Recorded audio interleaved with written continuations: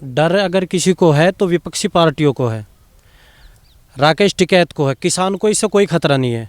जब से मोदी सरकार आई है, एक भी बिल या एक भी कानून कोई ऐसा हो जो आम जनता के खिलाफ गया हो, जो भी कुछ काम हुआ है अभी तक जनता के हित में हुआ है। विपक्षी जितने भी पार्टी हैं अब उन्हें अपना खतरा दिखाई देने लगा है, अस्तित्व खत्म होने लगा उनका कि वो बचेंगे नहीं। ये काला कानून है कहाँ, हमें समझ में नहीं आया भाई। कल देश के कृषि मंत्री ने नरेंद्र तोमर जी ने संसद में वक्तव्य दिया। कांग्रेस और या जितने विपक्षी दल है उन सबसे पूछा भाई आप सब कह रहे हैं काला कानून, मुझे बताओ कहाँ काला कानून है, एक शब्द बता दो। किसानों से वार्ता हुई 20 दिन 25 दिन, उन्होंने उनसे पूछा कहाँ काला कानून है, कहीं भी ना काला कानून, किसी को पता ही नहीं है कुछ कानून के बारे में, ना बिल के बारे में पता है। तो ये सब बहकाए जा रहे हैं किसान, ऐसा कहीं कुछ नहीं है। ये बिल जो है, ये टिकैत जो जब जिसने बिल देश की आया था, ये इन टिकैत नहीं, मैं अखबार में फ़ोटो कटिंग दिखा दूंगा तो मेरे पास रखी है। इन्होंने कहा था 70 साल में किसानों की सारी बातें मनवाई गई, मोदी सरकार को धन्यवाद, क्योंकि ये बिल की हम बहुत दिनों से मांग कर रहे हैं, अब आए, अब यही टिकैत उसके विरुद्ध कर रहे हैं। जिन बिलों के लिए चौधरी महेंद्र सिंह टिकैत ने संघर्ष किया वो बिल आ गए हैं, देश के खुशहाली के लिए भी लाए हैं, देश के किसान हितार्थ भी लाए हैं। और इन बिलों से निश्चित रूप से आगामी 3 वर्ष में 4 वर्ष में आने वाला समय बताएगा कि ये कितने लाभकारी हैं, चाहे वो किसानों के लिए हो। हाँ, बिचौलिए बड़े दुखी हैं, इस बिल को आने से बिचौलिए दुखी हैं। और जो बिचौलिया काम जो पंजाब में या कुछ थोड़ा सा हरियाणा में चलता था, इसलिए वहाँ के लोग ज़्यादा आ रहे हैं, क्योंकि उनकी रोजी रोटी छिन रही है। किसानों को इससे लाभ मिलेगा, बहुत सारा मिलेगा।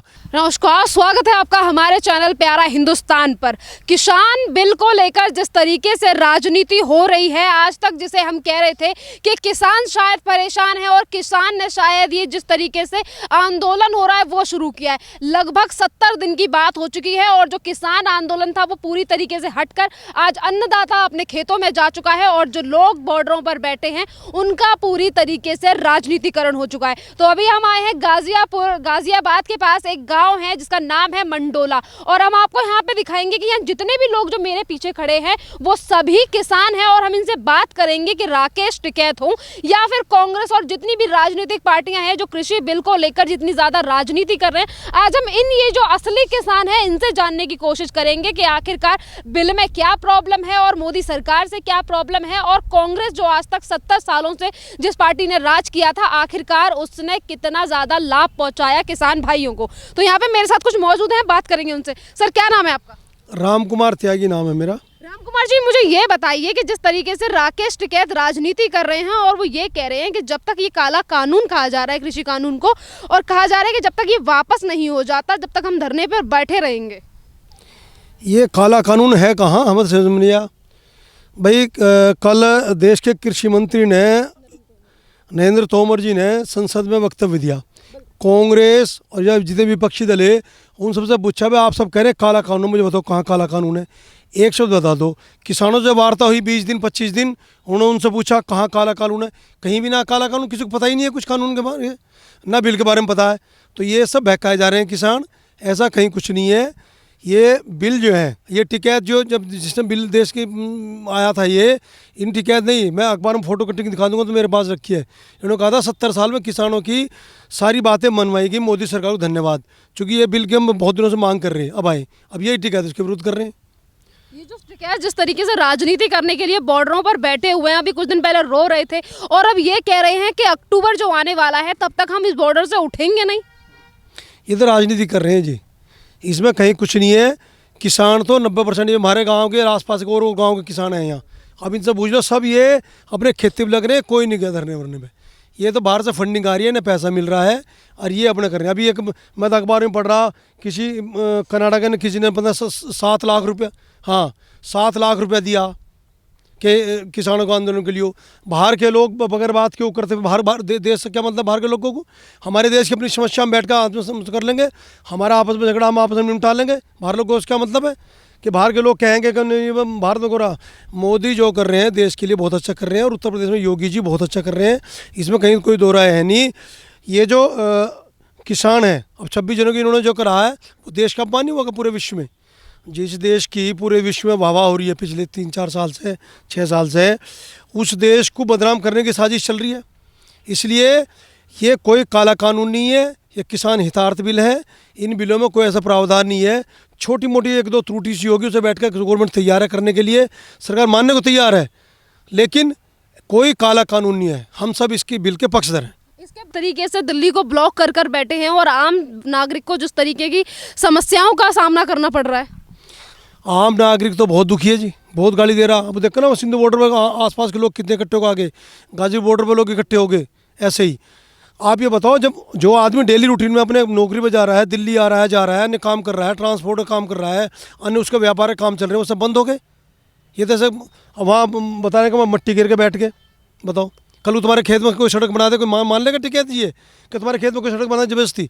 ट्रांसपोर्ट रोड इसलिए बनी है कि आम लोगों को आवाजन सुविधा मिलनी चाहिए, और उन सुविधाओं में तुम उल्टा-रघात कर रहे हो जबरदस्ती। नहीं, हम तो फूल बोओगे या कांटे बोओगे, तो ये क्या मतलब है? अपने खेत में बोलो ना, जितनी बोलनी है। मट्टी बोलने क्या मतलब है? आम जनता कितनी दुखी है, कितनी गाली दे रही है, कितनी पश्चाताप कर रही है, कितने लोग दुखी हैं।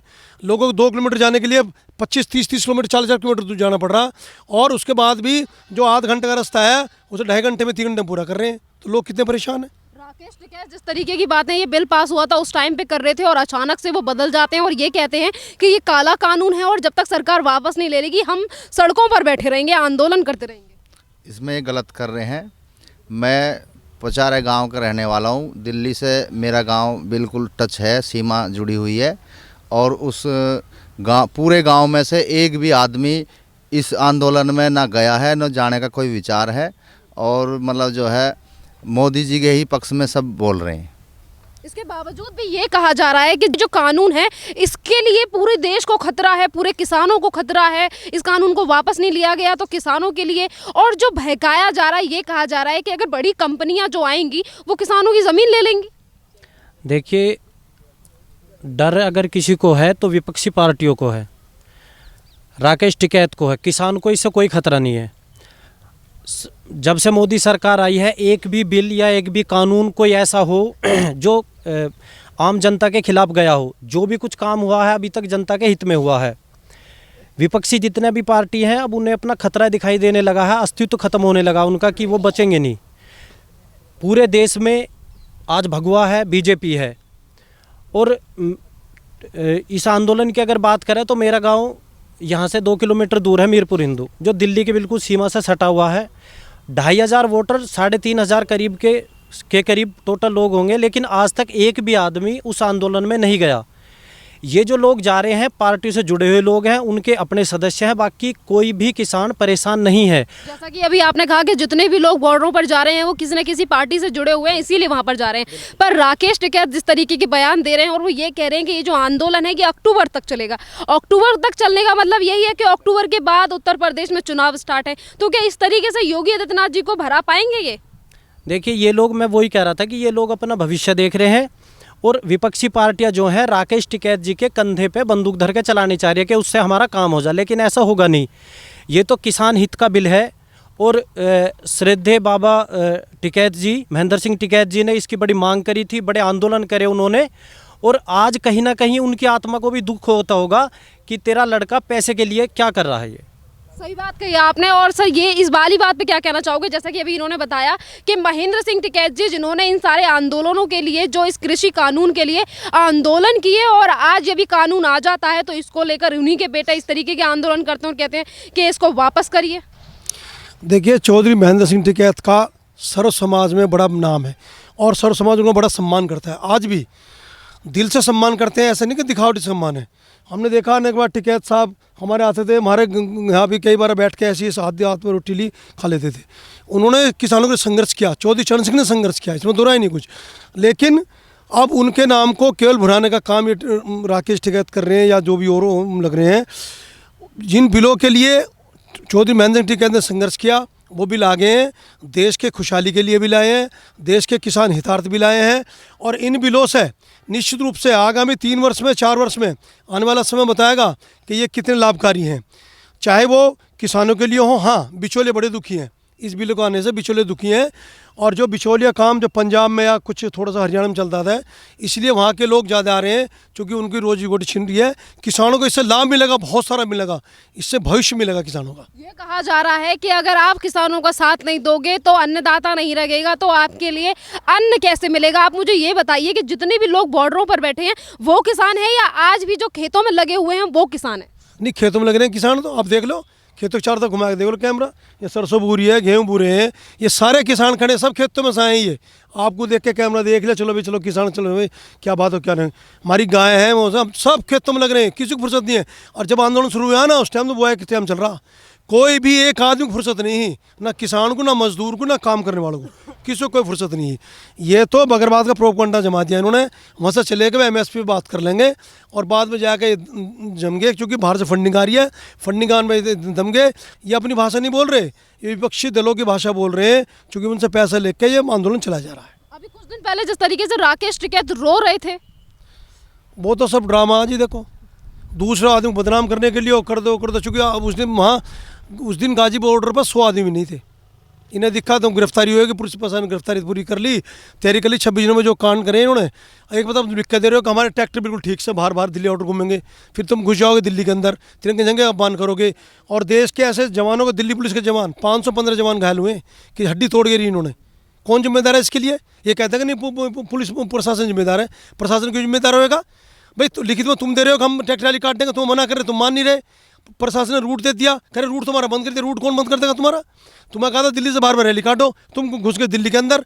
और जय का जो पूरा कितना विडंबना से, बड़ा शोक, बड़ा शर्मिंदगी है, लोग किसान दुखी हुआ उस दिन, किसान रोया उस दिन। देश का असली जिस दिन हमारे झंडे का अपमान हुआ है, तिरंगे झंडे का।